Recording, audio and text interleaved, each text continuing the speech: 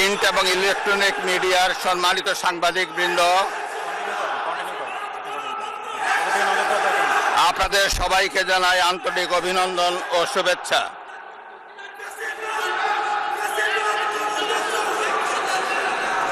জনাব স্পিকার,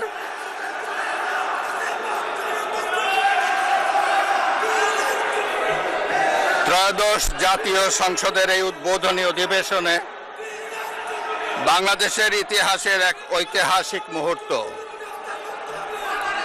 হাজারো শহীদের রক্তের সিঁড়ি বেয়ে